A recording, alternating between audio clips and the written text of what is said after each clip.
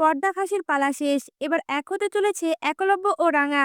একই মণ্ডপে আবারও একলব্যের সাথে বিয়ের পিঁড়িতে বসলো রাঙা। এমনটাই দেখতে চলেছেন রাঙামতি তীরন্দাজ ধারাবাহিকে। আহিরিকে পুলিশ ধরে নিয়ে যাওয়ার পরে একলব্যের মা একলব্যের কাছে গিয়ে রিকোয়েস্ট করে বলে ওঠে, আক্কু আমি আর তোর বাবা চাই এই বিয়ের মণ্ডপে তুই রাঙাকে আবারও বিয়ে কর।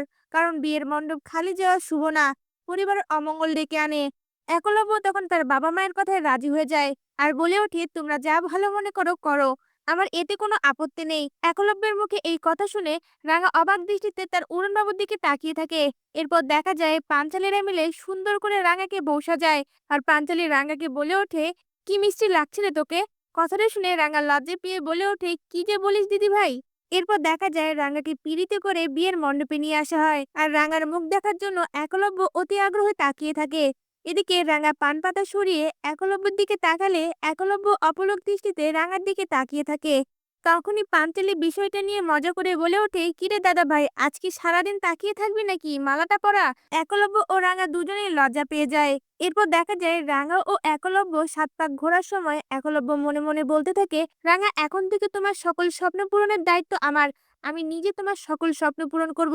এদিকে রাঙা তখন মনে মনে বলতে থাকে, উড়নবাবু তোর লাগে আমি আমার জীবনটাও দিতে পারি। এখন থেকে আমি তোর সকল সুখ দুঃখের সঙ্গী হব। এরপর দেখা যায় ৭ পাক ঘোরা শেষে ঠাকুরমশাই একলব্যের হাতে সিঁদুর তুলে দেয় আর বলে ওঠে, এবার পরিয়ে দাও। তখন একলব্য রাঙার সিঁথিতে সিঁদুরটা পরিয়ে দেয় আর পাঞ্চালির সাথে সাথে লজ্জা বস্ত্র দিয়ে রাঙাকে ঢেকে দেয়। তখন রাঙা লজ্জায় পুরোপুরি লাল হয়ে যায়। এদিকে বিয়ের মণ্ডপে রাঙা যখন সকলের সামনে আহিরির পর্দা ফাঁস করে, তখন একলব্য রাঙার কাছে প্রমাণ চায়।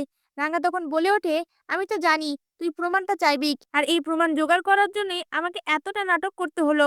এরপর একলব্যকে রাঙা এক এক করে আহিরির সকল কুকর্ম বলে আর বলে ওঠে, আমি তোদের সকলের সামনে প্রমাণটা আজ দিব।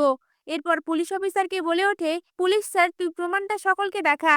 এই কথা শুনে আহিরি ভয় পেয়ে যায় আর মনে মনে বলতে থাকে, রাঙা আমার বিরুদ্ধে কোন প্রমাণটা জোগাড় করলো, আমি তো খুব সাবধানে ছিলাম। এরপর পুলিশ অফিসার সত্যজিৎ টিভির মধ্যে প্ল্যান করে রাজেন্দ্রকে দিয়ে রেস্টুরেন্টে আহিরির মুখ থেকে সকল কথা বের করেছিল সেই ভিডিও রেকর্ডটা চালায়। আর ভিডিওর মধ্যে আহিরি নিজের মুখেই সকল ঘটনা বলছে।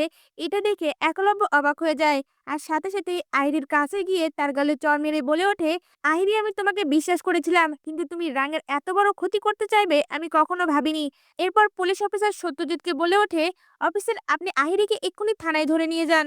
এই অপরাধগুলোর জন্য যেন আহিরি সবচেয়ে কঠিনতম শাস্তিটাই পায়। পুলিশ অফিসার আহিরিকে ধরে নিয়ে যাওয়ার সময় আহিরি রেগে রাঙ্গাকে বলে ওঠে, আমার সাথে এত বড় অন্যায়ের প্রতিশোধ আমি নেব, আমি ঠিক ফিরে আসব। এরপর পুলিশ অফিসার আহিরিকে থানায় ধরে নিয়ে যায়। এদিকে একলব্যের মা বাবা তখন বলে ওঠে, মণ্ডপটা খালি যেতে নেই, তুই রাঙাকে এই মণ্ডপে আবারও বিয়ে কর। এরপর রাঙার সাথে একলব্যের আবারও সুন্দর করে বিয়ের অনুষ্ঠান শুরু হয়। এমনটাই দেখতে চলেছেন রাঙামাটি তীরন্দাজ ধারাবাহিকে।